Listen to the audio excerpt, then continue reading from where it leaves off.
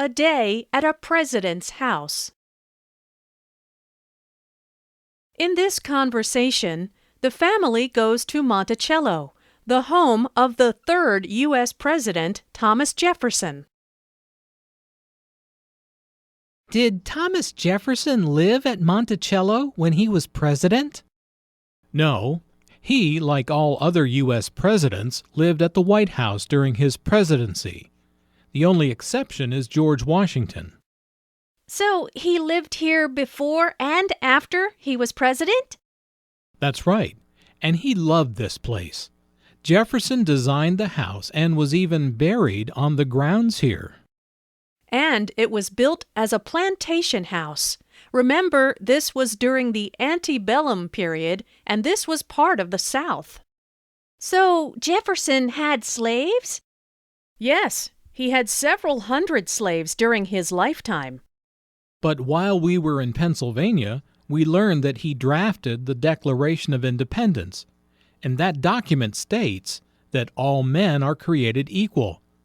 How could he have slaves and still think all men are equal? That is a great question. Perhaps we'll learn more about him today at Monticello that will help answer your question. Now, let's review the vocabulary. Thomas Jefferson was the third President of the United States.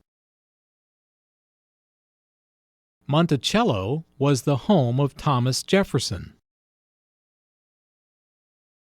A presidency is the period of time a person is president.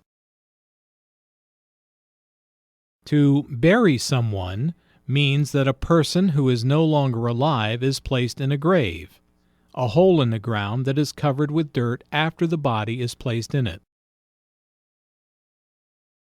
The land around a large building is called the grounds.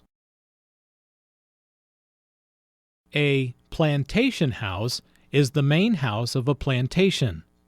A plantation is a large area of land where crops, such as cotton or wheat, are grown. During a period of time in the southern United States, plantation owners used slave labor to do the farming and other work on the plantation. Antebellum means before the war. In the U.S., it refers to the time before the American Civil War. To draft a written document means to write the first version of it before writing the final version of the document. The Declaration of Independence is a document that stated the 13 colonies in America were independent from Great Britain. It took effect on July 4, 1776. July 4 is a national holiday called the 4th of July and Independence Day in the U.S.